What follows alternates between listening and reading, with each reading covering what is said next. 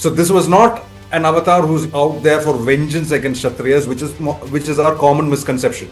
We have this misconception of him as a very violent, angry, arrogant man who's just looking for the next person to kill with his axe.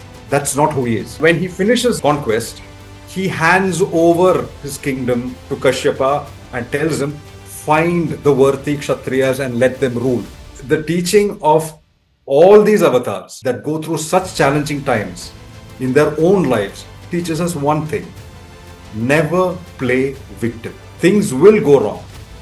It will not go as the way you expected. But your job is to stick to the path, take that with a grin, and move further.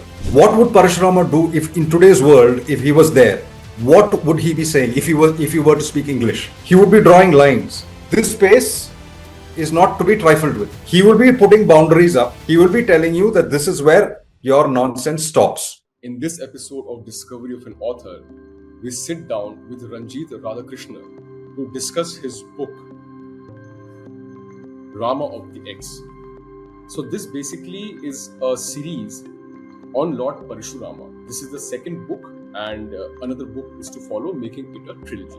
And if you decide to listen to this episode in its entirety, then this is what you learn from this podcast. You will get to know about the mythological origins of Lord Parashurama according to Puranas and Hindu scriptures. You will understand his role as the sixth avatar of Vishnu and why did he take birth, for what purpose and what aim that he wanted to achieve. More importantly, you will also understand his teachings and philosophy, which I personally feel that we know nothing about. We only know about his stories, but we really do not know his philosophy and his teachings. Like there is a philosophy and a teaching of Lord Rama, like there is a philosophy and teachings of Lord Krishna. Similarly, there are brilliant teachings and philosophy of Lord Parashurama. And lastly, you'll get to know how to imbibe and follow the teachings of Lord Parashurama to make India a powerhouse of a nation.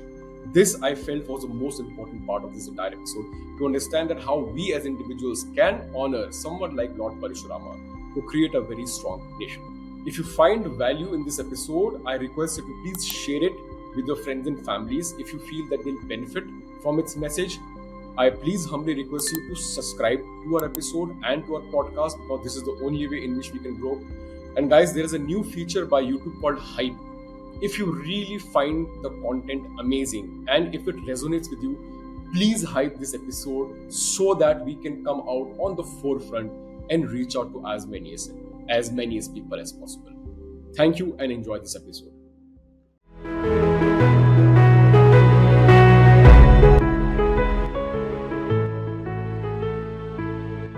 Ranjit, do you think you're right? It has reached here. Do you think the same thing has happened with Krishna with respect to ISKCON? Because I think so, yes. Yeah. See, before coming to ISKCON itself, because we have an approach to Krishna where we look at him as this very, I had a debate with somebody over this also. We look at him as a very cute, lovable boy who came, and defeated his uncle, killed him. He's always, butter, peacock feather, flute, cows. Imagine a boy walking into the city and taking on the biggest wrestlers of that time and, beating them to pulp. So you show him as a person. I have not seen a depiction of Krishna where he looks like a warrior. He always looks like, somebody who's born in comfort, somebody who's very diplomatic and erudite and all that stuff, but I don't get the warrior feel from him. And I think Krishna is that. We have made him so lovable. I think that we have lost the essence of him. And somewhere along the line, if you look at what they've done to Mahabali when the Onam celebrations come in Kerala, one of the most powerful figures in Indian mythology who could go one-on-one with Indra. So powerful that when Ravana tried to, challenge him, he couldn't even lift his earrings. But you look at the depictions of Mahabali in the Onam celebrations that come annually, he looks like a pot-bellied, soft-bodied guy who's looking for the next meal, next feast. the entire magnificence of that man is lost. So somewhere I think we'll have to, a responsibility of me as an author when you're retelling stories like this is to bring out what was actually the deity or this character all about. Absolutely. We can't, pander to what is your idea of a deity now. You may have misunderstood him. The depiction that may have come over the ages with a lot of people retelling it, and this retelling started all the way, from Bhasa onwards. It's come when he made Karna into a victim kind of thing. So to see this, to bring this out, is one of the responsibilities that authors have today. Absolutely. And I think we should stay true to what was originally written, rather than pander to what people want to hear today. Yeah. And therein lies the danger, because a lot of people are not so conducive to hearing what they do not like, or what their perception of the god and what is reality is different. And if I may continue this point a little bit more, if you take a particular point in the Ramayana, where I think, there are a lot of writers today who write of our deities as normal people who went on to do some great things, and over time they are considered to be gods. Now you have this whole creative freedom. I'm not I'm not here to restrict anybody's creative freedom, where the obvious thing is the inversion of roles. You make the hero not so heroic, the villain not so bad. Everybody's in shades of gray. This is one side of the problem. The other side of the problem is when there is so much bhakti that's overflowing, that when you want to elevate a deity even more, you end up harming another character somewhere. And I think the prime example of this is Ahalya's story, where we have this popular notion that, she was a stone, and Sri Rama's feet had to touch her, and then she comes back to life. When in the original Valmiki Ramayana, when they're passing by the ashram with Vishwamitra, Sri Rama asks him, whose ashram is this? So beautiful. And she says, this is one of the most revered rishikas of our time. And you have to go take her blessings. And it is Rama who falls at Ahalya's feet. The whole context has changed now. But she was famous, as in the modern context, we know Ahalya as somebody who cheated on her husband with Indra. Yeah. Knowingly that he's Indra. Yeah. Is this notion, you are saying this is a falsified notion, or this happened, but still she was a lady of very pious status? That's what I want to know. Yeah. This happened with her knowledge. She did know it was Indra who had come in the guise of Gautama. And there was a curse that her husband had placed on her. But she is not a reviled figure. Despite knowing this, Vishwamitra says she is one of the most greatest rishikas of her time, and you, Sri Rama, will have to take her blessings. When you look at something like this, it changes your whole perspective, right? From the story you've heard from childhood about Rama's feet touching the stone and then turning into Ahalya. And you have a whole lot of feminist literature saying this was injustice to her. You've based that story on a popular notion that's been handed down to you. Yeah. But here, which character has been compromised? You see, most of the times it's the woman's character that falls from the stature that they deserve. Draupadi. I was just coming to that. A secret crush on Karna. You don't see this at all. Having 5 husbands, making love to 5 husbands. I mean, there is very explicitly mention of, Yeah. So when feminists write this, they are somehow compromising on her character and bringing her down by saying that, she had a secret crush on somebody. That is not there in the book. So somewhere when you're dealing with stories like this, you have to be very careful what you are, portraying. If your stated intention is to pander to what is currently in fashion, you're perfectly fine. I mean, it's your freedom to do so. But if it is your responsibility, if you think that I have to tell the original tale as entertainingly, as interestingly as possible, probably bring some insight into it, then you shouldn't be doing this. I am so sorry for the sudden interruption. ये हमें करना पड़ता है और हमको इसी प्रकार से इंटरप्ट करना पड़ता है. But I have a request कि guys, अगर आपको थोड़ी भी वैल्यू लग रही है in what we are providing with our podcast, in the kind of content that we are creating, and in the kind of people that we are bringing on our show, please subscribe to our channel. This is the only way in which any podcast on YouTube can grow. It will cost you nothing. आपने सिर्फ subscribe करना है, and trust me guys, if you subscribe to this podcast, we'll make sure that we continue delivering you such amazing content, intelligent content. हम एक intelligent podcast create करने की कोशिश कर रहे हैं. That is why हमारे जितने भी guest होते हैं वो सारे published authors होते हैं जिनका work के there's a backing to their work. कोई भी कुछ ऐसे नहीं बोल रहा. So guys, please subscribe to our channel and continue enjoying and listening to this episode. You know, do you think the similar thing happened with Tulsidas' Ramcharitamanas? His entire character, his entire what Valmiki made him out to be was completely turned around. And today the most popular notion of Ram Bhakti is Tulsidas Ramayana, but that is not the original source. I think they have done a lot of injustice to him as well. And he was a Vishnu avatar. He was the seventh Vishnu avatar. Yeah. See, you remember that I just mentioned a earlier story. Yeah. You see the difference that's happened. Yeah. But now you can't blame somebody and say this is not coming from a place of bhakti. This is actually coming from a place of bhakti. Now, this Ramcharitmanas is now so revered that even questioning something in it now becomes a big challenge. Blasphemy. Absolutely. Yeah. Okay. So if you're going to write something on the Ramayana, you'll have to choose which one are you going to base your story on. Okay, whether it is the Ramayana or the Ramcharitmanas or the Adbhut Ramayana, and stick to that. What happens here is people try to make a compromise. Okay, a foot in each boat. So then when you come to sticking points like Ahalya's story, what are you going to do? Then you'll have to play around with it, bypass it. You'll have to commit deeds of omission and commission to make whichever character look good in the eyes of your reader. When you write, there's actually a dictum that says the best thing you can do for your reader is to forget that you're writing for him. You know, you stick to your instinct, you stick to the story that you have in mind and write, and people who connect to that will connect. But if you start pandering to the audience, you're going to lose the soul of the story. You're going to lose that intuitive drive inside you to, get to the crux of the story and start pandering to the audience. And that's when the fall begins. It may be a gradual fall, but there is a fall there. Okay. So when a text is so revered and we tell them that, no, this is what Valmiki said.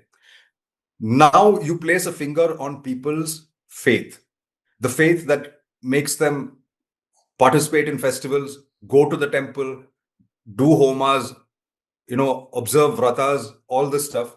It becomes a very, very dicey topic to do. So we have to find a way to convey the truth without hurting the sentiments, which is a very, very fine balance that you have to maintain as a... It's an art. Yeah. Yeah. Unless you're willing to, I'm just to loosely term it, I'm not right wing, I'm left wing. So this is what I'm going to say. I'm not really bothered about the feelings that are hurt among the devotees or anything of the sort. You can go that way too. But I would rather have a fine balance when going forward. You'll find places like this. When you write a story, there's something that you have called an inciting incident. Okay, this is when there is a normal life and something happens which changes the normal and puts your protagonist on a path, on a journey that is different from what he's done before. Okay, so you will find these inciting incidents in a lot of our stories. Now, there is an inciting incident for the author himself, not just in the story, for the author himself, as to why he picked this particular story and wrote it or retold it in his own way. What is that one hook that stayed in your mind? So each story when you come to, for example, if we are taking Parashurama's story, the inciting incident is the beheading of the mother. Now, why would a son do something like this? So the story that we are told is that he was very obedient to his father, very dutiful son. But there's something else that's told to us. He's got 4 brothers, and all 4 of them refuse to do this. Okay, and later on, when this situation clears up, all four are condemned to death by the father Jamadagni, and later brought back to life along with the mother. So if they were pursuing adharma, how did they come back to life? Wouldn't that be a transgression? It's a very fine line. My mind stuck to that incident, and I had to research so much to see why this was done, and that there was a level to it that goes beyond being a dutiful, responsible son. If you're going to approach the Ramayana, your inciting incident is there right at the beginning. If we look at the times in which Sri Rama lived, you had Dasharath, you had Janak, you had Sita, you had Ahalya, Gautama, Vashishta, Indrajit, Ravan, all these people as contemporaries of Sri Ram. Yet when Valmiki sits down to write a story, he asks Narada, who is this person that I have to write about? Who is the epitome of all this? Whom we should emulate? And Narada says Sri Rama. So instantly your mind is going to ask, why him? Why not Vishwamitra? Why not Vashishta? Why is it not Janaka, who is a just king? Why is it not Indrajit, who has so many Divyastras that, he's considered more powerful than Ravana himself? Why not Sita? Why not Mandodari? Why is it that you have picked Rama to do it? Now, if you keep that in mind and proceed with the story, I think somewhere you will do justice to it, no matter what small mistakes you make. You come to the Mahabharata. For me, as a writer, the inciting incident is right at the end. No matter what dramatic, incidents happen during the course of the story, and this is an epic narrative that spans generations. For me, the inciting incident is the one right at the end. The war is over. So many of their clansmen are dead. Now, 36 years later, Sri Krishna is gone. Their elders have all retired to the forest and perished in the fire. And now they have given up their kingdom and they're traveling. They're on their final journey. One by one, everybody falls, and this man does not turn back and look. He says, walk. His sense of vairagya is so big that he does not even, turn back, and he keeps telling them, don't stop, walk. But that same vairagya is not there when it comes to the dog that's accompanying him. And at the end of the story, he is the lone man standing. Everybody else is gone. This man is still standing there at the peak of the mountain, and he's put to a test again. So when somebody says, if you want to really know the heart of Mahabharata, you have to understand Yudhishthir. Because if you look at the popular depictions of Yudhishthir, I mean, you're wondering, why is he here? Why is Bhima and Arjuna so intent on making him the Samrat? This is a guy who lost his wife in the dice game. Yet nobody leaves him and goes. Everybody is there to make Yudhishthir Samrat. So unless you understand that character, you're not going to get, the Mahabharata to the heart of the story. You have somebody so important like Vidur. Okay. And Krishna says, if Vidura was taking part in the war, I wouldn't have been your charioteer. I would have been a warrior on your side. And Vidura, when he dies, tells Yudhishthir, you are me and I am you. Such an important character Yudhishthir is, but we don't see him depicted that way at all. Our popular notion is only with the warriors, Bhima, Bhishma, Drona, Arjun, Karn. ये कोई कभी नहीं सोचता कि युधिष्ठिर इतना important क्यों है, यही क्यों सम्राट बनता है. बस ये आदमी अकेला last, he is the hero of the story. Why is Yudhishthir the hero of the story? When you have such great warriors, such magnificent kings, why is this man the hero of the story? Why is he the last man standing there? Why is he put to the test again? If we can get our minds to come to that point, stay there and see what it brings out in you, I think a retelling of the Mahabharata will be faithful to the original. Otherwise, you're just going to say that everybody is shades of grey, and this is just like some Game of Thrones kind of Indian version. You'll find all this kind of stuff coming out. I don't think that's doing justice to the story. So first of all, beautifully said. I mean, I was so into it the way you were narrating it. Brilliant. So you are saying, let us first of all stop looking at our itihasa or mythology or literary might from a Western perspective. Huh. The Western perspective come from the Abrahamic religions. The Eastern perspectives comes from dharmic religions. The philosophies are completely different. Yeah. Over there, the concept is simple. There is one good, there is one bad. Good will triumph over bad. Yeah. You have the angels, you have the demons, Lucifer and stuff like that. But in the Yeah. dharmic ecosystem, things are multifaceted. Yeah. You cannot look at Krishna and say, "Oh, what a pious man! Oh, Yeah. what a cutie pie!" No, Yeah. he thinks as he moves. Yeah. Ranjit, now Yeah. let's, before diving into Lord Parashurama and his entire ecosystem, while reading a book and doing a research, I came across a great insight. I'll come to that later. But first, very important, I want to start with the foundation. Okay. He was the 6th Vishnu avatar. Okay. Now, I want, see, everybody knows who Lord Vishnu is. So I'm not going to go into that. But I want to understand the definition of Avatarhood. Okay. You can take the philosophical angle, you can take the scholarly angle, you can take the dharmic angle, whatever, Ranjit, you feel is the right definition of Avatarhood. Explain that to the viewers first. Otherwise, we will not understand who's Parashurama and where he's coming from. Okay. What is Avatarhood? Okay. So I have, I don't mind revealing it. There is one line from book 2 of, that is Blade of Fury, where there is a conversation that is happening. And I think it is Renuka who says it, that an avatar, this is during the Trikona Prashna, when Parashurama is put to the test, and they are testing his wisdom and his presence of mind. And the question asked by one of the Saptarishis is, what is an avatar? And the answer is, the avatar is a descension, is a descent of the divine into man, so that the man can understand his true moral nature and ascend to moksha. This is the definition I have given. In the Puranic verse, an avatar comes when it has to restore dharma.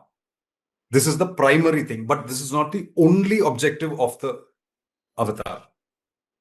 It can be to restore knowledge, like you have the Hayagriva avatar that comes in to restore the Vedas from the demons. It can be to evoke a sense of bhakti among people. Dattatreya is an example. It can be to give you a model of inspiration, somebody worthy of emulation like Sri Rama. It can be a person who, no matter what the odds are, is willing to stand up for what is right and fight, like Parashurama. But the one thing we sort of assume in our minds when we talk of avatars is that, one, they have a form. They are corporeal. There is a form that we can. Second, that we know about them. Third, that they are in this loka. Now, Mahavishnu is not bound by any of this. An avatar does not have to have a form. It doesn't have to mean that we know about the avatar. There may be an old sage sitting down in some temple somewhere in the interiors of India who is an avatar and we don't know. Doesn't have to be in this loka. He is the creator of this entire universe.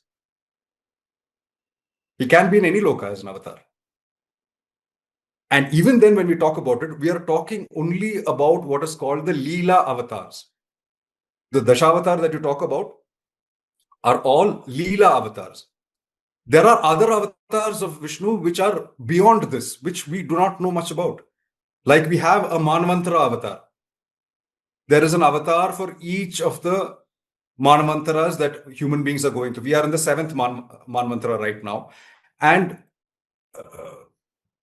interestingly enough, the Manvantara avatar is Vamana. Okay, the next one, I think his name is Sarvabhauma. And he's the one who's going to make Mahabali Indra for the next Manvantara. Yeah, because Indra is a title like a king. It's not a name. Title, yeah. It's a title. It's not a name. It changes like a minister, prime minister. Yeah. Beyond that, you have a Guna avatar. So the Sattva Guna avatar is Vishnu. The Rajas avatar is Brahma. The Tamas avatar is Shiva. Beyond that, you have the Purusha avatars. The Karano, the Kashayi Vishnu. Garbho, the Kashayi Vishnu. Shiro, the Kashayi Vishnu. This is cosmic. We have no stories about this. The first one is what permeates jivas into Prakriti. The second one is the one who regulates the evolution of the universe and from whose navel Brahma appears. The third resides as Paramatma in all of us. So right from the macro to the micro, you have avatars happening. And these are only the avatars that we know of. So the concept of avatar is much bigger than what we know, what we think of. We usually look at people who are born in this mortal plane, who have performed a particular task that is right for that time, place, and context, to leave us lessons to learn or models to emulate. This is what we look at. And if you look at it from the tantric point of view, these are the deities to whom we have mantras, we have yantras drawn for them. More than that, we have not gone. So you're saying there's a beyond. There is. So see how vast this is. Yeah, I'm not able to comprehend. Yeah. So we are only looking at the avatars that are here in this 4 yugas, Chaturyuga period, that we or our rishis have told us about, who we know of. But Mahavishnu is beyond all this, no? So, and there's a possibility that even these great sages and rishis could not comprehend that. That's why they could only share what they were able to comprehend or what they were able to realize. Yeah, which is why you have the Nasadhya Sukta, no? Saying who created the creator.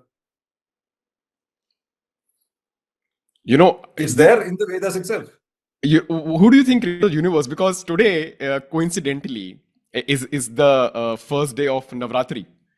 Today is the first day of Navratri. Navratri has started and it's on Durga Ma. And I did a podcast on Devi Mahatmya. And in Devi Mahatmya, it is obviously said that she's the creatrix. Like they all emerge from her.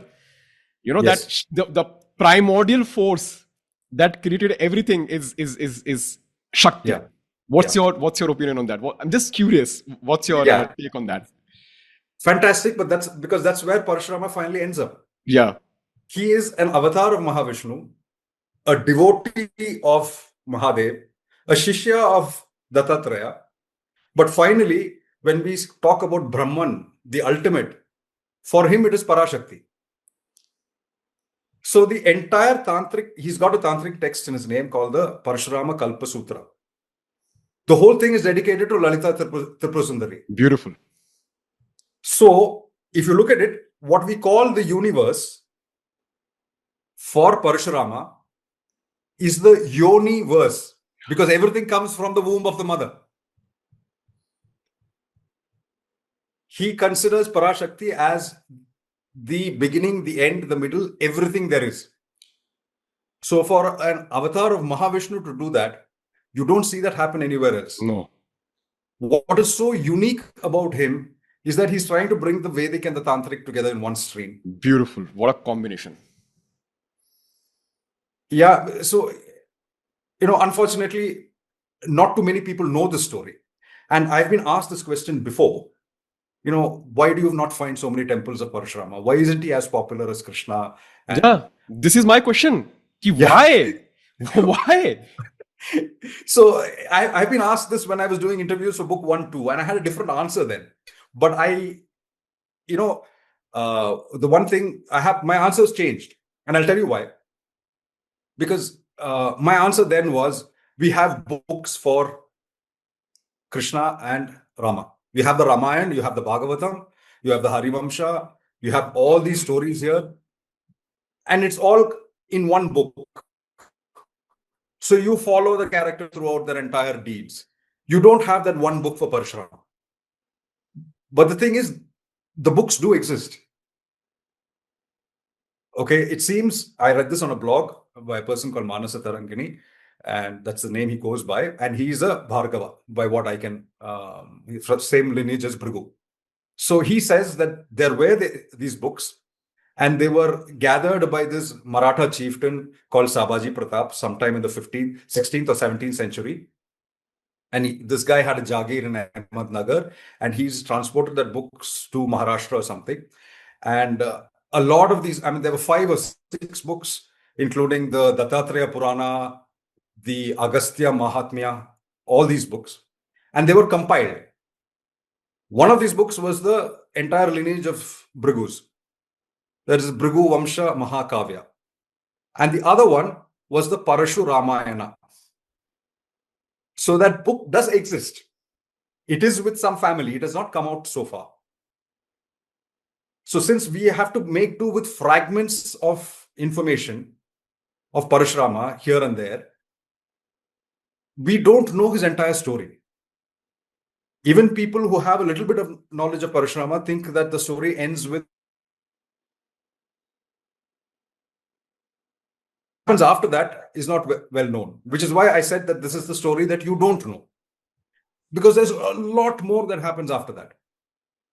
If an avatar takes birth on earth to teach you something, then what is Parashurama teaching you?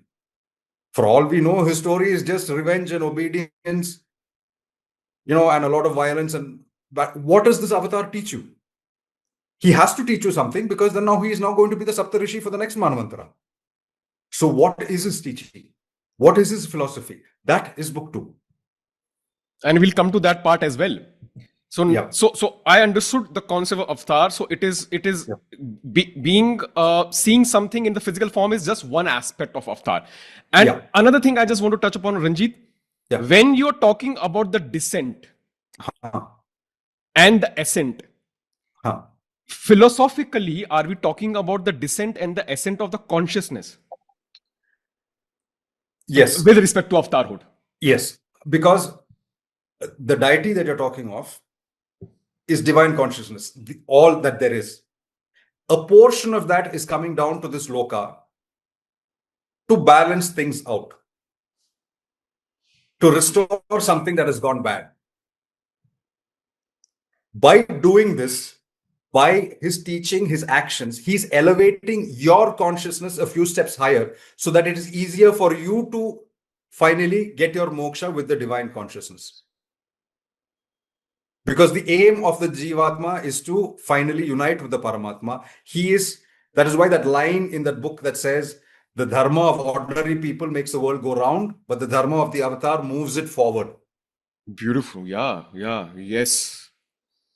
So every Avatar moves you a few steps forward if you can understand what the Avatar is for, and not misrepresent it as, if I wrote Parashurama as some Brahmanical patriarchy and some genocidal maniac or something, you have not understood anything about the Avatar at all. No. So there is something that's there, because these are not just stories of, action and adventure, and, like you have this hero's journey concept that comes in Western ecosystem, Greek mythology. Yeah, it's not just that. Because the Puranas and the Itihasas are such spiritual books, there is divinity in them. They are taking you on a journey of the soul. So this is philosophy as well. If somebody is averse to the term spirituality, they can benefit a lot if they look at it as philosophy, right? That's what you're saying. That's also one way of looking at it. Yes, and not just philosophy. There is psychology involved in this too. Of course. Because yes. Yeah, because a lot of the archetypes that psychologists like Jung have put out in their work has their basis in myth. Yes. In a lot of stuff that comes from India and China. Yes, it does.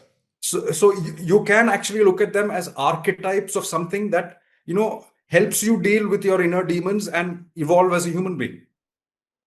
You can look at it that way too, which is why I put that question in the Trikona Prashna, saying that what kind of men are the four ashrams? Because I don't think, we have made that connection that, those archetypes that Jung talks about could have their basis in our philosophy here, rather than something that one of the people I was talking to said that, in fact, it is based on the philosophy of the East, but he's just covered it all up. No, He's that not given attribute. they rediscover it. They change the nomenclature and they rebrand it as their own new philosophy. That is how yoga got hijacked.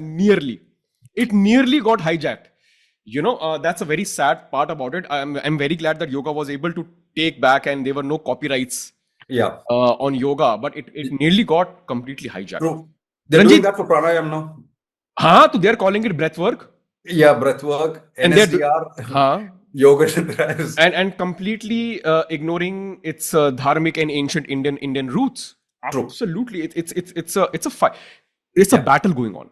We are amidst a battle for dharma.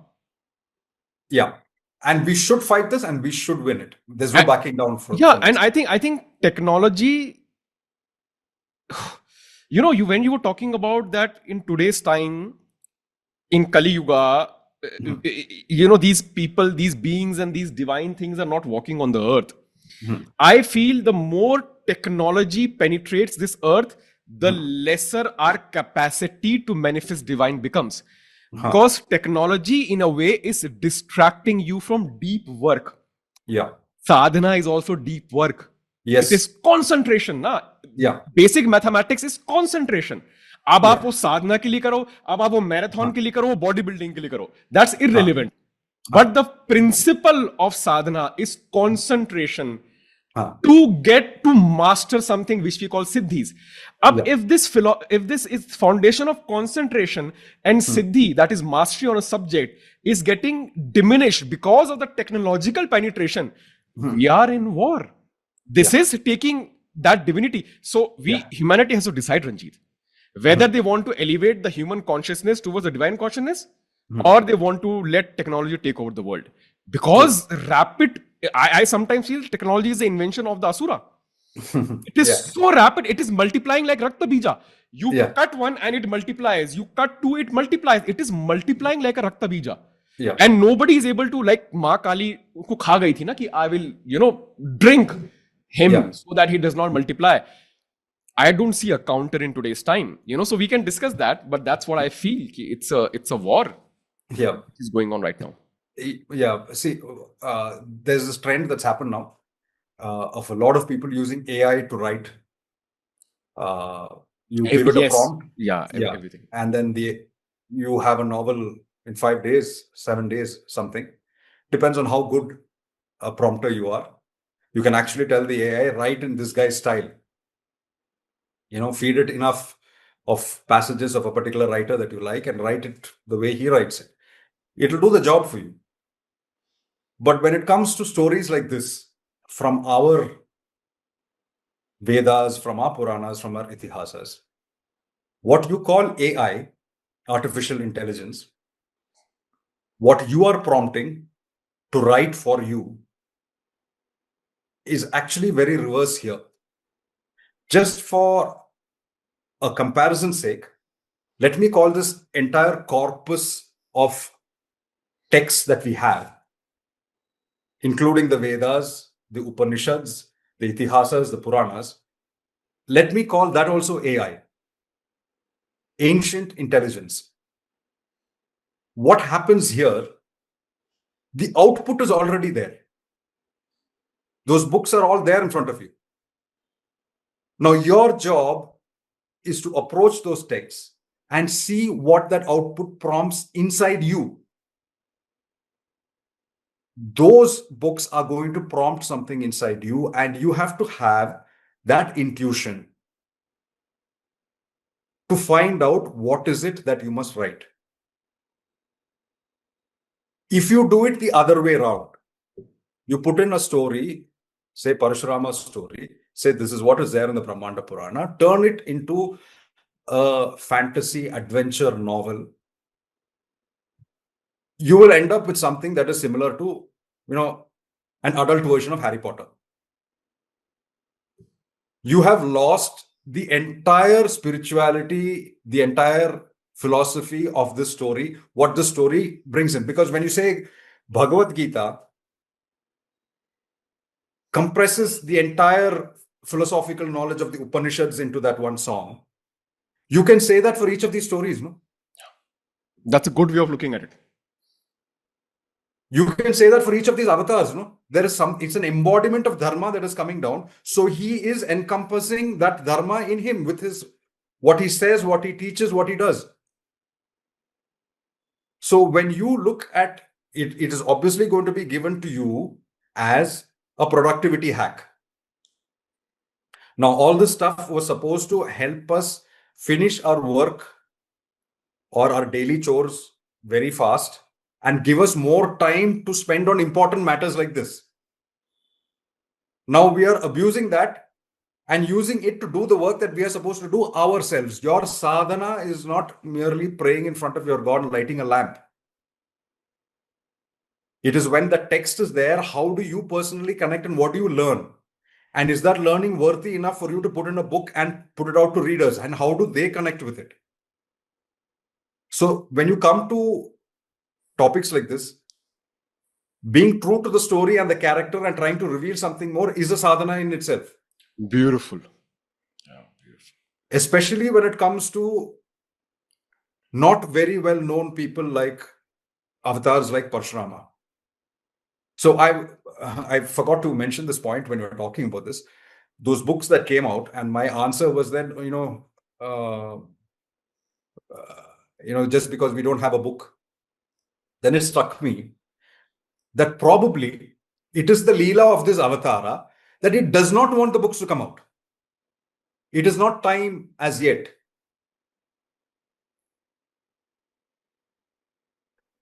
The story of Parashurama is held in the background by Parashurama himself. It is a thought that I had, which is why those books are not come. So you don't even have a Nama Smarana for Parashurama. You have it for Krishna, you have it for Sri Rama. Both of them are householders. Sri Rama and Sri Krishna, both householders. Both of them come in costume that devotees love. They have a crown, here you have one guy who doesn't have any of this. He just has a dhoti and a jani. He doesn't have a consort. The most popular depiction of Krishna is not with the Sudarshan Chakra, is with the flute. With Rama, it's with the bow. They always have it in hand. This man's weapon is an axe that you throw. Now, all this put together, it seems that story of Parashurama is not meant for mass consumption, is not meant for popular bhakti, but only for an initiate. I don't have anything to back this up. It's just a thinking that has come to my mind that there is a path where you need to prove yourself, get initiated, and then to Sri Krishna or Sri Rama, where you have Vishnu Sahasranam, you have Om Namo Bhagavate Vasudevaya. You can say Hare Ram, Hare Krishna, Hare Krishna. You don't have that for Parashurama. Maybe it is deliberately so, which in the end makes me look like a fool for writing this right now, but that's not the matter. So it's like PhD is not for everyone. Yeah. But it exists. Yes. There are laws, there are processes, there is a way to get your PhD. It requires a lot of sadhana because 5 years, 6 years, 7 years, 8 years, 10 years, you never know if your thesis is going to get accepted. It is there, does not mean that everybody, like B.Tech became a thing for everyone. So that is like Ram Bhakti or Krishna Bhakti ki are B.Tech. But PhD, I think, is what you're saying, we can equate it that way. Yeah. So if I have to put it in another way, if Sri Rama and Sri Krishna are like Ganga and Yamuna, Parashurama is like Saraswati. You've heard of Saraswati. You can't see Saraswati. And you've heard of the might of Saraswati. Yes. The legends of Saraswati, what it was. Yeah. But Saraswati still flows. But it is subterranean. Yeah, subterranean. Yeah. You have to dig a lot to get there. That's a very interesting way to look at. Ranjith, I want to understand one more thing, and then we'll go into the story of Lord Parashurama as well, because why I'm going so in the ground is because stories you can find, but the essence, Yeah. the philosophical essence, once it gets into your head, you will be intrigued enough to go into it. True. You have also mentioned, and I didn't know this about Lord Parashurama. I knew he's the sixth avatar of Vishnu, but that he is simultaneously an avatar and a Chiranjeevi. Yeah. What is Chiranjeevi? Again, I want you to explain the concept of Chiranjeevi. Give us some examples, and where does then Lord Parashurama fits into this definition? Okay. So Chiranjeevi is a catch-all phrase where the general accepted opinion is that people who live for a tremendously long time, Immortal? but not Immortality? Is it immortality? close to immortality, because I don't think any of them are going up to the 14th Manvantara. Let me give you a few examples. Now, each Chiranjeevi is different from the other in some ways or the other. If you look at Hanumanji, he's got these boons where fire cannot hurt him, a weapon cannot hurt him, he can grow big or small in size, he can fly. You don't have another Chiranjeevi who can do this. If you look at Parashurama, he's got superhuman strength. He can regenerate fast. He's got all the knowledge of the weapons in the world. But that is not the same with Vyasa. Vyasa has vitality, may age slower, but his vitality may be of the intellect, not of his body. We have a person who's long lived like Mahabali, who's already powerful, and he's going to be the Indra of the next Manvantara. But what happens after that to him, we don't know. So, usual thing is that we have 7 Chiranjeevis. But why only 7? We ignore Markandeya. So the explanation I got was that Markandeya does not exist in this mortal plane. He is in a transcendental plane. Now you can ask this about Mahabali too, because he doesn't live on earth. He's in Sutala. But he comes once a year. For Onam, that's the whole festival is about Mahabali coming. So he comes once a year to this loka. So the 7 Chiranjeevis are from this loka. Usually a boon, except in the case of Ashwathama, which is a curse. And there is 2 opinions on that. That curse was supposed to run for only a certain amount of time, but he's among the Chiranjeevis here. One person who's a Chiranjeevi is Kripacharya. But we don't know why. He doesn't play that big a role in the Mahabharata either. But why is he a Chiranjeevi? That's a story to be revealed. Now we have Vibhishan. He has never picked up a weapon. He's not fought a war. So his boon of immortality is because he chose the tough path, to stick with the right even when he was surrounded by such superhuman bad people. Dharma, to take the Dharma. side of Dharma. Yeah. So now we've got 7 here. We got Markandeya who's somewhere else. But there are 2 people. If you were to look at immortality as just long life, there are 2 people whom we can consider immortal because they're going to live till the end of Kali Yuga, who are on this loka but invisible to us. One name you would have heard of, his name is Devapi. No, I have not heard of this name. Devapi. He's Shantanu's elder brother. Acha, okay. That is Bhishma's father's brother, Bhishma's uncle. Okay. He was supposed to ascend to the throne, but he had a skin disease which disqualified him. But he's made an immortal. The other person is Maru, who is one of the ancestors of Sri Rama. He's of the Ikshvaku clan. Acha, Ishvaku clan. Yeah. Maru. Okay. So the 2 of them are hidden from us. By the power of their tapasya, they exist till the end of Kali Yuga. And when the new Satyuga starts, they start off the solar and the lunar dynasties then. Because one is Kuru and one is Ikshvaku. Lunar and solar.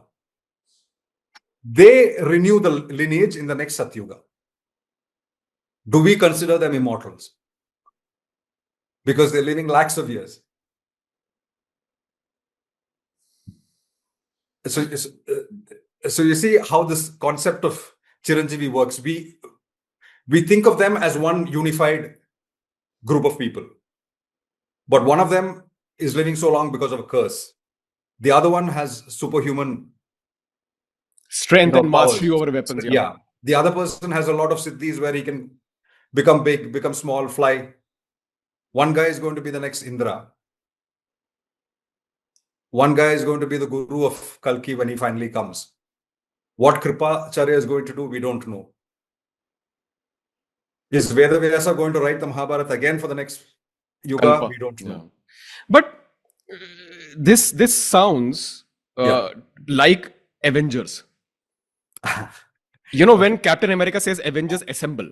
Now, assembling also means coming together of different individual pieces and they combine to give a certain output. So one is Captain America, who is a Chiranjeevi. He can't die because he was biologically created in that way. Rest are mortals. One, you have Hulk, who can fly, who's super strong, who can do everything. Then you have Thor, who's a literal Indra of the Nordic mythology. Yeah. Then you have Black Widow, who is very skilled in warfare. She's a human, but skilled in warfare. But they exist to serve something. My question is that, are these Chiranjeevis, including Lord Parashurama, they are living for so many years, are they somewhere helping the evolution of this Earth planet? I mean, are they helping humanity in some way or the other? If not, then, I mean, what is Lord Parashurama doing right now? Yeah, they already are. No? With what we can learn of their life. If you ask me, how is Vedavyasa helping you? He's given you the entire set of Puranas. He's given you the Mahabharata. He's shown you what is right and wrong. He's given you so many hundreds of stories for you to learn from. But for that, he doesn't have to be alive. Which is why the question comes: what is his role to play in the next Manvantara? We don't have a clear answer for that. We do know that to help Kalki along, because Parshuram is going to be the guru of Kalki avatar, and he's going to be the Saptarishi for the next Manvantara. We know that he has a very, very prolonged life. So there is going to be the martial skill that he's going to be teaching the Kalki avatar, as well as the teaching that he's going to impart for the next yuga. So these roles we know. Mahabali we know. Next Indra, he's going to rule the heaven. The rest, what would be the role of Vibhishan? Help Kalki rule properly? Probably. We can theorize. Something that that needs to come out. We don't have really concrete answers to what makes sense many of them are doing. Ranjith, as I was saying initially in the conversation, that during my research, I came to an understanding which I want to share. And if this somewhat even is true, I think Lord Parashurama's relevance in today's time will increase. So let me tell you what I feel. So not a lot of people know this fact, and it's gonna really knock their socks off if people come to know about this thing. Yeah, we all love actors like Bruce Lee and Jackie Chan because they ushered in an era of kung fu, karate, Shaolin. They were the ones who introduced this ecosystem to the world. Yeah, Shaolin temples were established in China. Yeah, at the time of Buddhism, when Buddhism was spreading. Yeah. But not many people know that the originator, that the creator, that the founder of Chinese Shaolin is an Indian Buddhist monk named Bodhidharma, who was a Malayali. Tamilian. He was a Tamilian. Okay, he was. I thought he was a Malayali. Anyways, that was the same kingdom at that time. Okay, so he was a Tamilian from South India who migrated to China. Yeah. Taught them not just wisdom, but also Kalari. He was an apt master of the martial arts. He taught them, and because of him, and the Chinese people know that. Yeah. The oldest Shaolin temple in the world, there is a statue of Bodhidharma. Yes. And one more thing people don't know: Bodhidharma is known as Damo in China. Yeah. Because they couldn't pronounce Bodhidharma, they used to call him Damo. One of his hand is cut. I see. Okay. One of his hand was cut when he was in China because a lot of people did attack him thinking that he is from a different land, but he was able to defeat all of them. That is why when his disciples used to do this, he used to do this. This. Okay. हाँ. Because उसका एक हाथ नहीं था. नहीं था. अच्छा. And that Super. is why in today's time, all the Shaolin monks do Do this. that. Right. Super. Okay. Because Fantastic. I Bodhidharma didn't know couldn't this do book. this Huh. because of his hand, right? When Bodhidharma came to that king's palace and he saw all these monks just reading Buddhist literature like this, he's like, look at your bodies. तुम में जान नहीं है. खून कहाँ है तुम्हारे अंदर? What will you do with the intellect when you are not strong? What if people can come and attack you? He's like, leave the books. First, let's be men. Yeah. And he taught them martial arts, which was based on Kalari. Okay? Yeah. Now, Bodhidharma was a rare combination of wisdom and martial spirit that ignited entire China and that gave birth to Zen Buddhism. Zen, because Zen is a derivative of Sanskrit word dhyan. Yeah. Yeah. When it went to Japan, they couldn't say dhyan. So it became Zen. It's just concentration. It's just concentration, right? So Zen Buddhism, and he's the creator of that. Now, when I was researching on Parashurama, he was that. Yes. He was the one who combined he synthesized wisdom with martial spirit.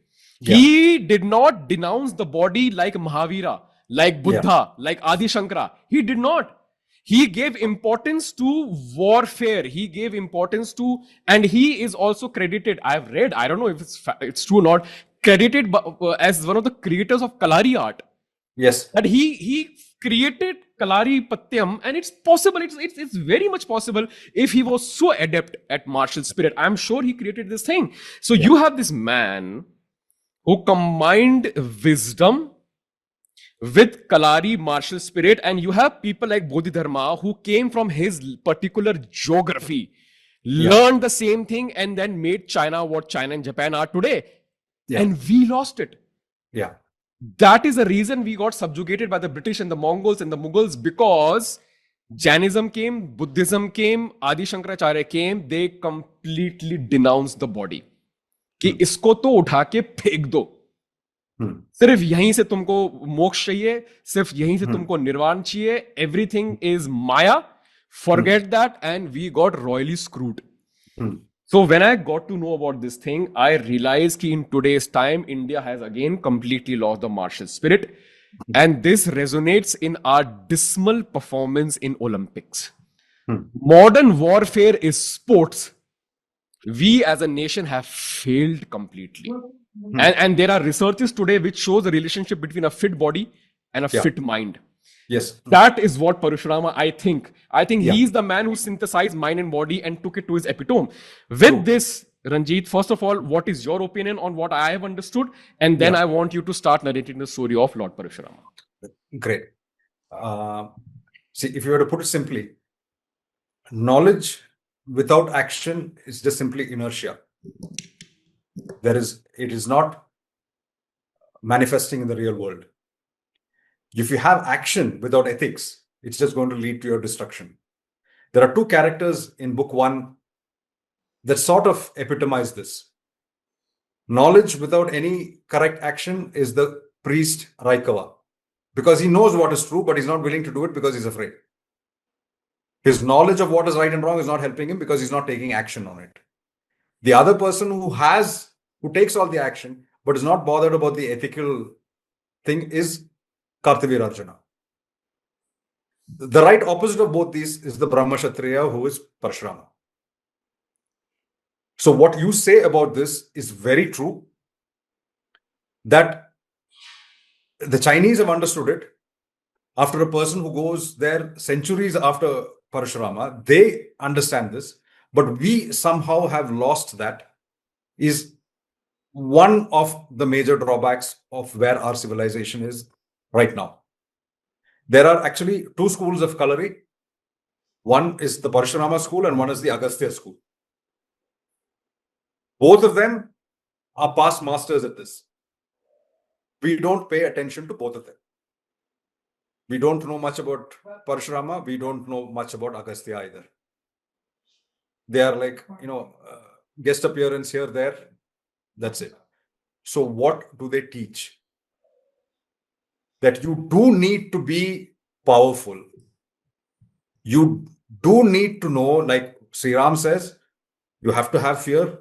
There's that famous statement, Bhai bin preet na hoye. Yeah, I hope my Hindi is right. Yeah. Yeah.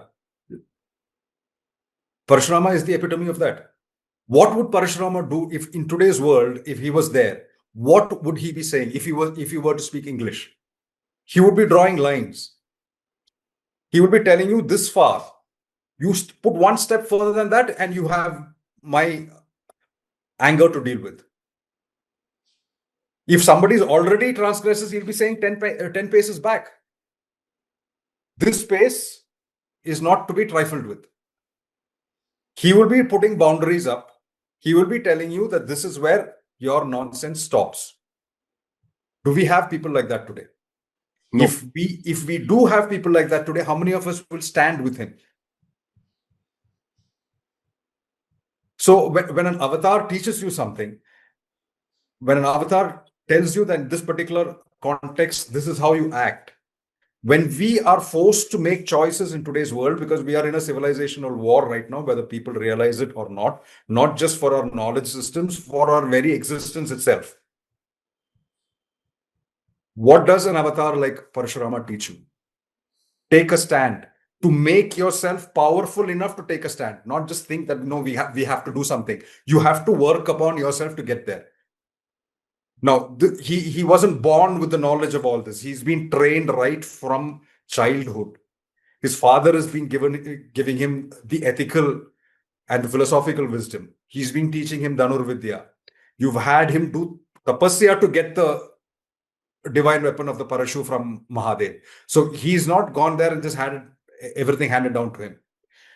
In today's world, if you have to put it in today's language, he has gone for delayed gratification, not instant satisfaction. He's willing to take that, put in that discipline, take that temporary discomfort to get to that place where he's supposed to go. He's got his mission clear. He knows what is happening. And he knows that he has to, if the fight has to start, he has to be a part of it. He has to have skin in the game, not have somebody else do the fighting for him and sit back in an armchair and be an armchair philosopher. So he puts his philosophy into action, which is where we, somehow don't have people today. We have a lot of philosophers. We have a lot of people who can tell us what is right and wrong. But you'll never find them when there is a riot or there's something happening here. They always come later. They will come with aid. They will come with, consolation. But when you are right there on the street facing something that you will not find any of them standing with you. If it was Parashurama, he would be 10 steps ahead of you and saying, I'm there. That's what an avatar is. That's why we must discover the Parashurama in ourselves. The sad part of it, I look at all these regimental war cries that the Indian Army has. There is not one that has Parashurama. A warrior so powerful that he could single-handedly take on 21 Akshauhinis and finish them off in 3 days does not have a regimental war cry. We don't have anything associated with him in the army. We don't even have an axe somewhere. There was a huge controversy, if you remember, some 8 years back, where there was an axe that was drawn on a tank and there was something that happened. No, I'm not aware of that. Okay. Yeah, some needless controversy happened. And you are saying about war cry, Ranjit. Sorry, I have to interrupt, but you are so right. The Gorkhas have a war cry called Jai Gorkhali. Yeah. Jai Gorkhali. They say Jai Gorkhali, something like that, right? Jai Bhadrakali, Ayo Gorkhali. Ayo Gorkhali. You know who's Gorkhali? Gorakshnath.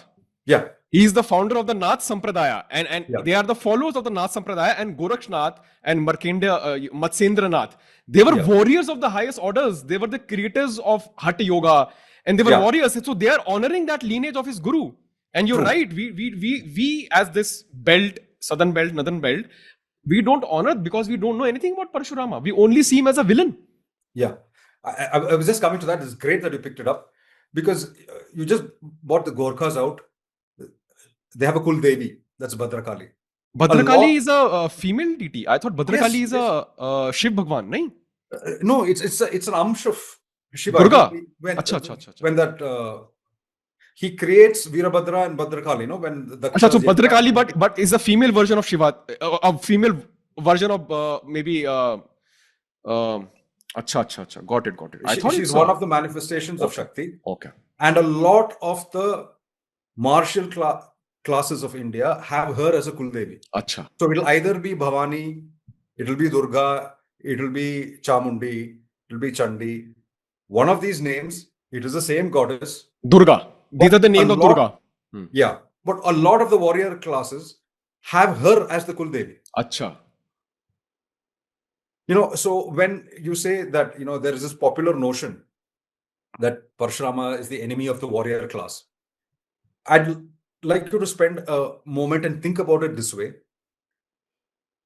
All the glory that you have, your ancestors have today, as we were warriors, we defended the frontiers of India, we were the ones who picked up arms against all that glory that you completely deserve today, is because of this man, in the sense that at a time long ago, please think of it as a farmer who's sowing, say, rice in his field, and he's got seeds that look like rice, and he plants them too, but they turn out to be weeds.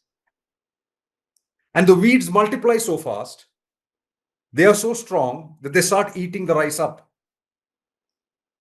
Along comes this avatar who not only cuts the weeds but uproots them so that the rice can grow, the good, the dharma can flourish.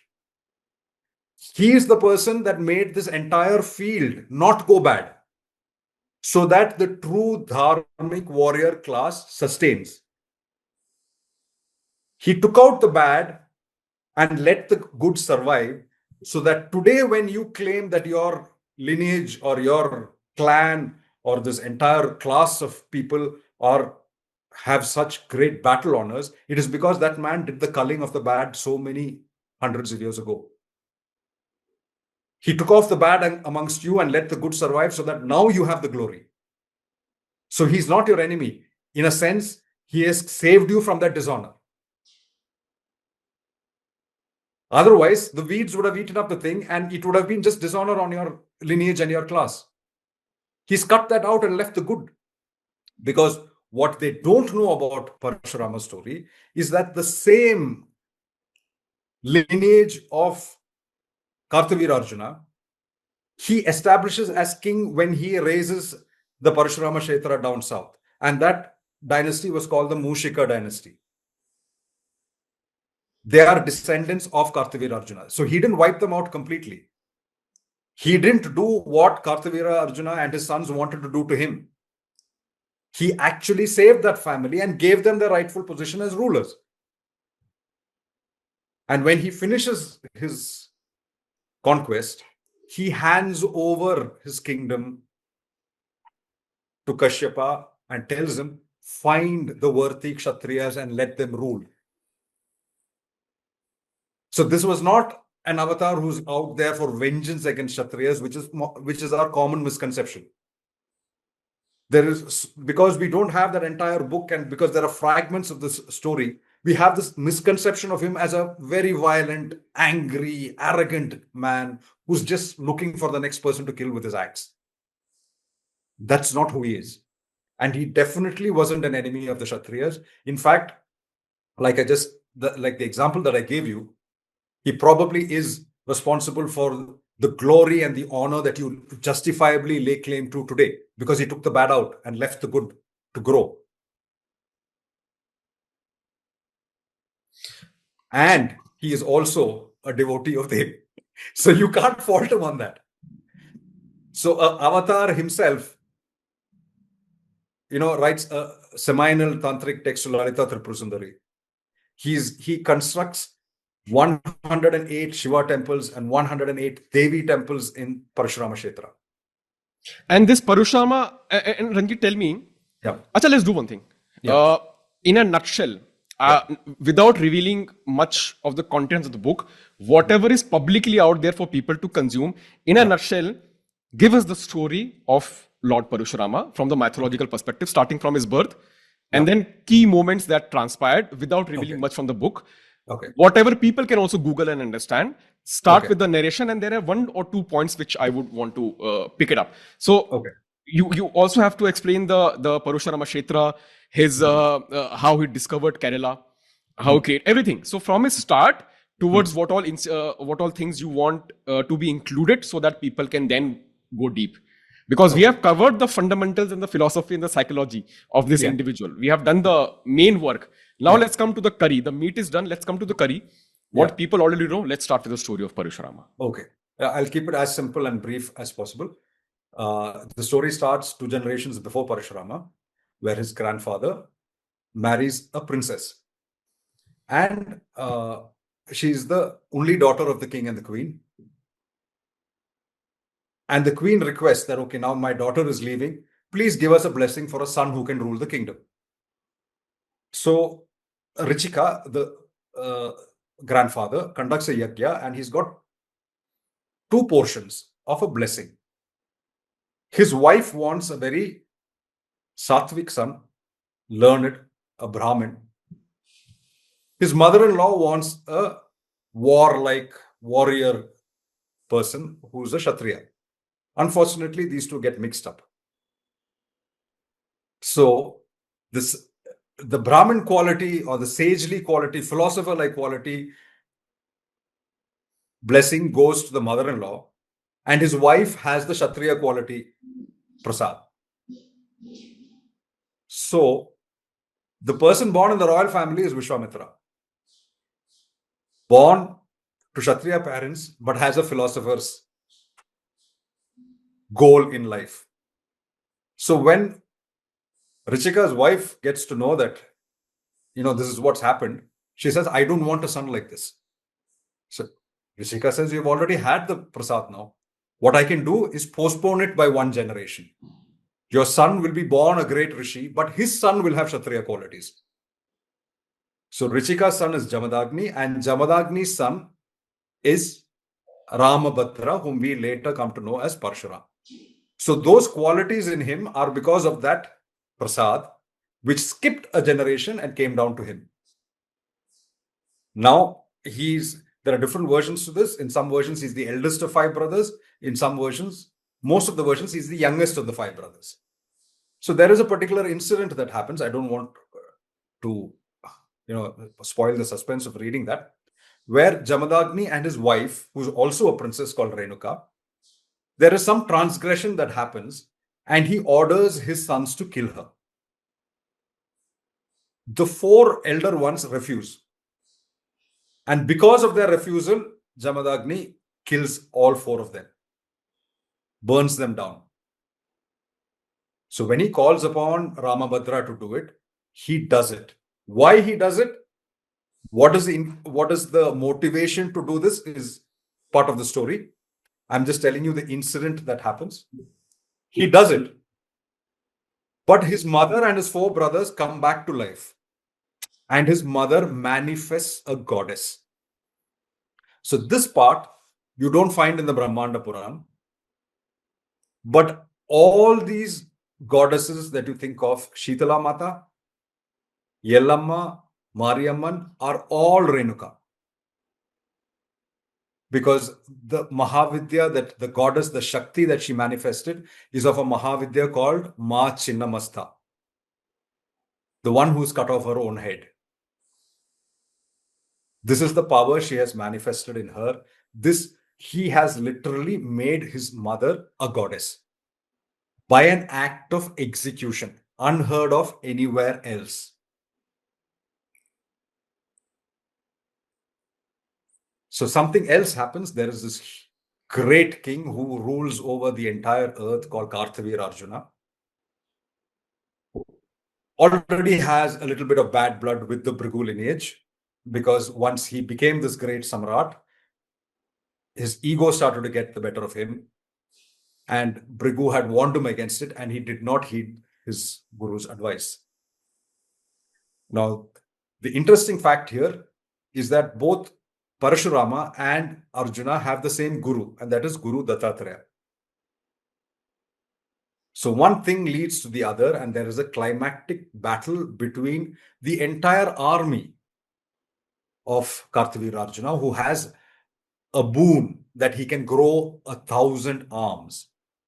This is a man who knows all the Divyastras, who is the emperor of this 7 Dvipas, that means the entire world, who has this huge army against one man who's out there to take revenge for the insult to his father.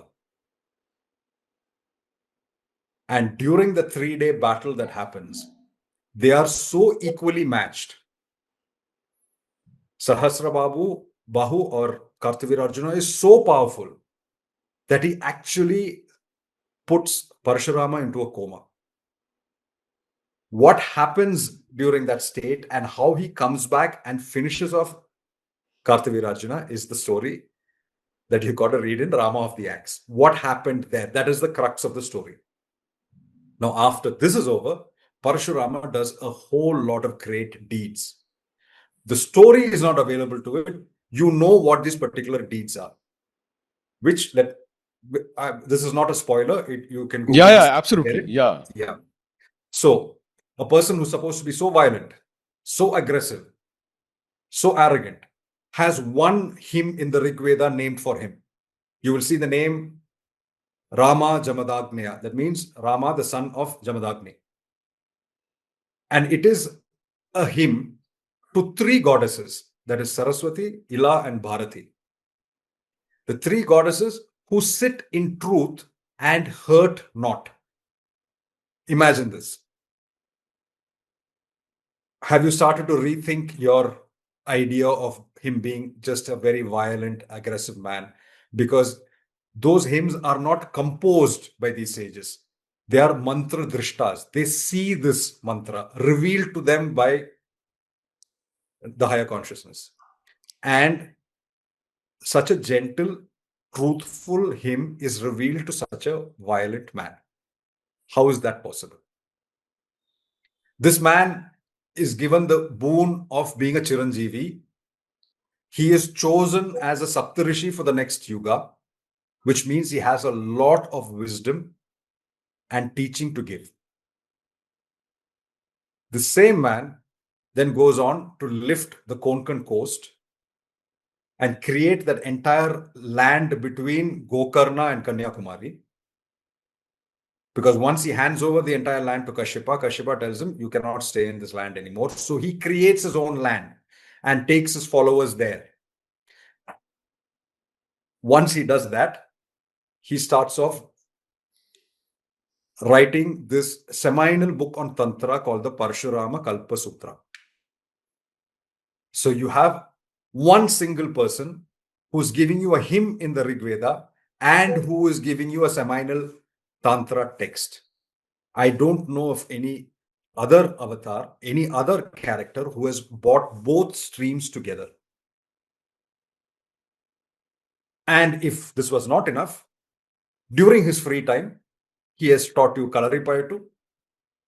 He has put up 108 Shiva temples and 108 Devi temples, which follow a particular architectural style, which is not found anywhere else.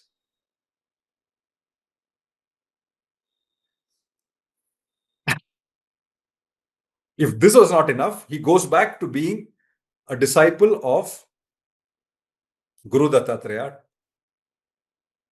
to realize the ultimate truth, meets other avatars like Sri Rama, where he hands over his entire power to him. Then he meets Sri Krishna and he hands over the Sudarshan Chakra to him. We don't know about the 9th, which is a big mystery. We don't have information about if there was a meeting with the 9th avatar or not. And who was the 9th avatar he was meeting? Was it Balaram or was it the Buddha? But that's also a question. We don't know. That's also a question mark. Yeah. And you're saying... Sorry, sir, please. And he's going to be the guru of the 10th. The upcoming one. So this is not an avatar that comes and goes. This is an avatar that comes and stays. So he's like, Ranjit, then Parashuram is a god maker. Yeah. He's a god maker. He's a god maker. See, I'll tell you why. What I'm thinking right now, okay? For example, let's say Kalki comes up or he's born. Hmm. He's born with certain abilities and certain traits and certain features and whatever. But he's born in planet Earth as a human being, living amongst humans. Yeah. Now, if a cub is left amongst sheep, he would rise up to become a sheep and not a lion. True. You need somebody to tell that person that you are not a sheep, you're a lion. So True. Parashurama is that guru. Yeah. That though you might be a Vishnu avatar, but if you're not trained to live and to learn, you can do nothing with your skill sets. Because every skill needs to be cultivated, ना? क्योंकि आप इस realm पे आए हो तो इस realm के rules follow करने पड़ेंगे. हाँ. Virat Kohli is a great athlete, but if he does not practice, he will not score. True. He might be blessed. And who makes Virat Kohli Virat Kohli? His coach. So I think Parashurama has that abilities that he can hone avatars. And that in itself is a great superpower. कि हर अवतार वहां जा रहा है कि भैया अवतार तो हैं हम, but आप ही को हमको पढ़ाना पड़ेगा. You'll have to teach us the rules and the ways. That in itself is a great skill set. I mean, that's profound. Yeah. You look at the lives of all these avatars, never been easy. It's one challenge after the other, one crisis situation after the other. I think all of them teach us something that's very, very valuable to the times we're living in now. Never play victim. Beautiful. Things will go wrong. Beautiful. Things Can you will go wrong. say that again? Ranjit, say that again. Yeah. Please say that again. The teaching of all these avatars that go through such challenging times in their own lives teaches us one thing: never play victim. Things will go wrong. It will not go as the way you expected. But your job is to stick to the path, take that with a grin, and move further. Not to sit here and bemoan and say, hi, मेरे साथ ही ये क्यों हो रहा है? देखो उसका luck है, मेरा नहीं है. Who among these people were lucky? One guy is asked to kill his mother. One guy is asked to leave his kingdom. The other guy is born in a jail. One after the other attacks come. He has to face an army alone. The other guy has to go with his wife and brother and protect them from demons. Nobody sat there and said, मेरे जिंदगी का सत्यानाश हो गया, मेरे साथ ही क्यों होता है? Nobody said that. They did what was right. They stuck to that even though it was so difficult. If you don't have the bhakti, you don't believe in mythology, you think these are just stories, from that story, at least you can learn this. At least it will free you from that mentality that is holding you down and keeping you at the low place that you are instead of rising. If an avatar, if you don't believe that God has descended into the mortal plane to show you the exact height, at least by their lives as normal human beings, you can learn to ascend. Take the divinity out. Doesn't that story itself elevate you? You be an atheist for all you want. Read Rama's life, read Parashurama's life, read Krishna's life.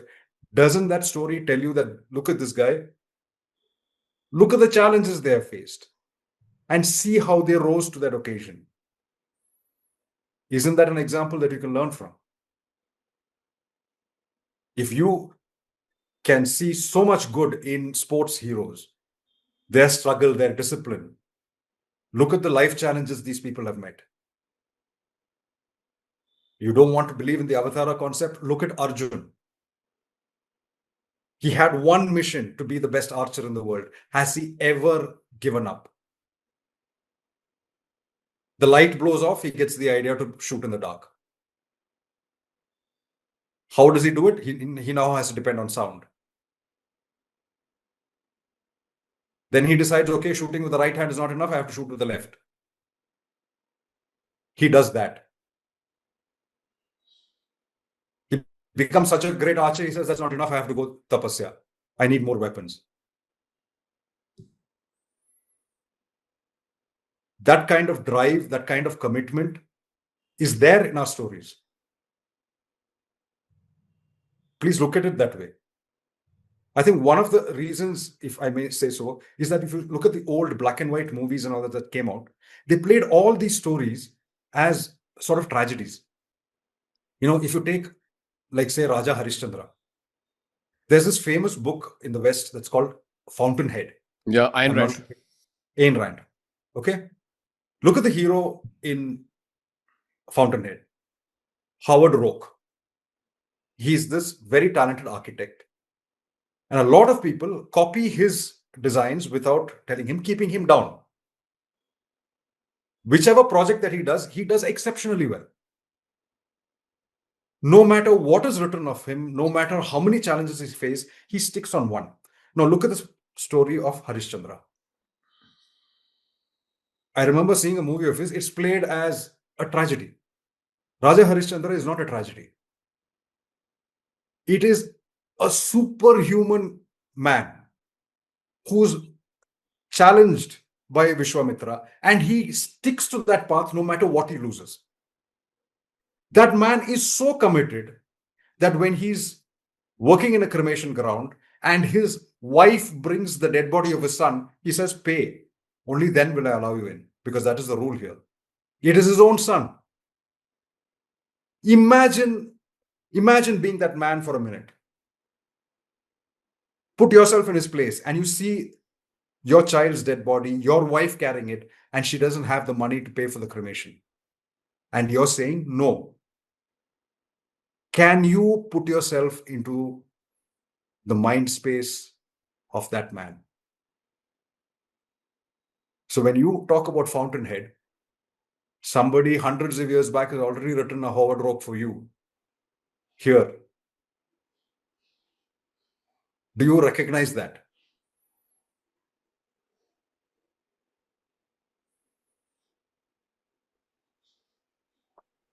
That's what our stories are about. That's why we are one of the most blessed people in the world, that we have so much. Despite all those universities and libraries being burnt down, we still have so much. We have something like 30 lakh manuscripts still lying untranslated.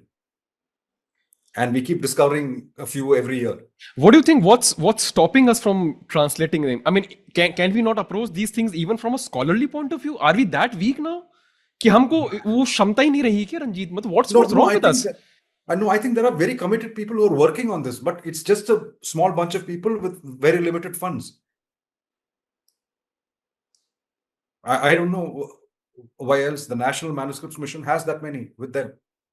And we don't know how many we are losing, which are undiscovered. It's very in some inimical conditions, in some cave, water is dripping, or in somewhere there is just getting wiped out. We don't know. And you believe that's a great loss for a civilization, right? Yes. We don't know what secrets these texts have, what more they can teach us. So if you are proud to be an Indian, you're proud to be an Hindu, know your stories. Because we just finished Pitur Paksha. We all remember our ancestors. But there were some values that were instilled in our ancestors who held on to them, which is why you are here today as a Hindu. Where did they get those values from? From these stories. Know your stories. You don't know the stories of your civilization, of your culture. Like what happened with yoga and pranayama, somebody's going to steal them. You're going to lose your rights to them. You're going to be left finally without an identity, because these are more than stories. These goes to the root of who you are. So when somebody, mangles the story up and makes it, not what was intended, but something else, you got to watch out for that. You got to beware not only of the mangling, but you got to beware of people who say they have good intentions, but then reduce all this divinity into, something very mundane and say there's nothing else here. This guy was a great man, he did something, and now, okay, over time, people started thinking he was God. That's not how divinity works. We did not make our gods. The gods made us. We got to recognize that. That's what all our texts tell us. This is what your ancestors believed in. And because they believed so strongly, you are here today in whatever condition in life, whatever language you're speaking, whichever state, whichever caste, whichever class you're in, they stuck to their beliefs. Do right by them.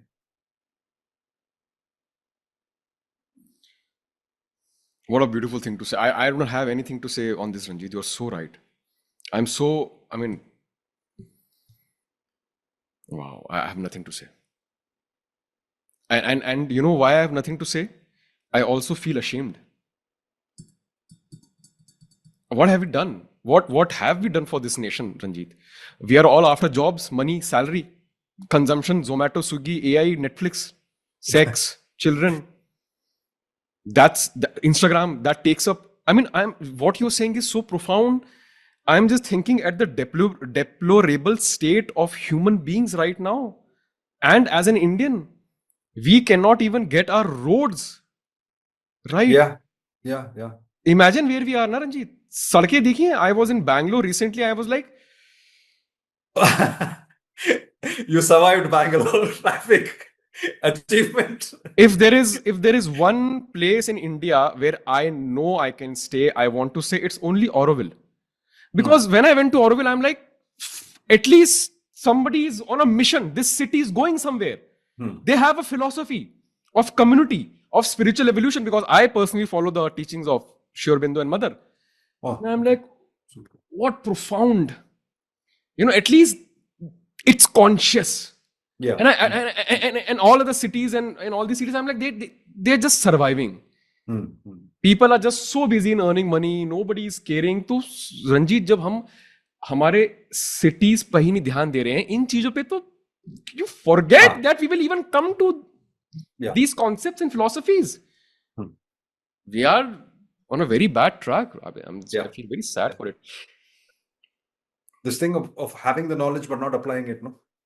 And I think if, just to conclude, I feel if somebody needs to honor Parshuram's legacy today, what the Chinese did with Shaolin Temple, and today people flock to Chinese Shaolin temples like they flock to the Rishikesh and Mysore ashrams of yoga. People flock to Shaolin to work on their physical body and also their mental prowess. I think we need to create a similar school on the teachings of Parashuram, wherein from the physical perspective, there is a Kalari activity going on, and we are understanding the Vedas and Upanishads and all these texts and taking out the knowledge that we can apply in today's time and making men and women of the highest order of the body and of the mind. And we need to create these ecosystems, because even today, Kalari is restricted only to South India, Ranjit. Okay, in Delhi, there would be one, because Delhi is the capital of country. In Bombay, there would be some, but otherwise, Kalari is non-existing. In pop culture, it's not there. It's just not there how Kung Fu is there. I think that's, we need to honor, we need to understand the philosophy of Parashurama. He is somebody, if we would have followed the philosophy of Parashurama, there would have been no Mughal invasion. There would have been no British rule, because we would have been competent enough of driving them off. Yeah. I agree. But I don't want to end this session on a very sad note. The one thing I would like to say is I do believe the tide is changing. Now, you truly believe that? You can you feel it that it's changing? I'll tell you why. Because you see, after book 1 came out, and these are all people who DM'd me on Insta and all that stuff. This is a story of Parashurama they didn't know. Or they were just told that he was his avatar, he defeated this king, that's it. This entire story had not been presented to them as one book so that you can read this. There were people who went to who traveled from Karnataka and went to that temple in Kerala that I had mentioned in an interview. And they sent me photographs from there. There are people who have taken this book and gone to Himachal to some temple of Renuka Devi, and that priest has seen the book and told them the stories about the lake and all the stuff. You'll read that in book 2. There are people who have taken the book to Srirangam. It just happened recently. There is a lot of curiosity among people who are like between 18 to 28, where they're questioning, is saying, the story is here. Why is he important? Why is Parashuram important? Why is Arjun important? What is the story? Please tell us. I think that is there, and we don't have enough storytellers to tap into that market and tell them this is what Arjun is, to present it to them. Like you said, Bruce Lee and Jackie Chan, they were exemplars of an art that came by. We are not presenting them there to say that, this is a hero you should look up to. This is the guy you should, try and emulate. We are not doing that. We are still stuck with the old thing where you say, not everybody is good and bad. It's not that, actually he was very lucky. He had Sri Krishna, so he was lucky. Sri Krishna will never be with Duryodhan or Karn because they didn't put in the effort enough like Arjun did. If you want God with you, you put in the effort first. Every avatar tells you that. So I think there is a change that is more of an undercurrent right now. I don't think they've got the voice or the platform to, come out in the open, but I think we will see it in the next 5 to 7 years. I mean, at least I hope so. I do get this feeling. Let's hope that is true. Beautiful, Ranjith. And with this, we come to the end. I really don't want to stop. This has been such enriching conversation, Ranjith. You are a master storyteller. And the way you speak, oh my God, it's incredible, Ranjith. I could feel your energy. I could feel your passion. And it's very rare for me to just listen and not say a word. Okay. And if you can do that is truly amazing. At least there were 3 to 4 incidents where I was silent.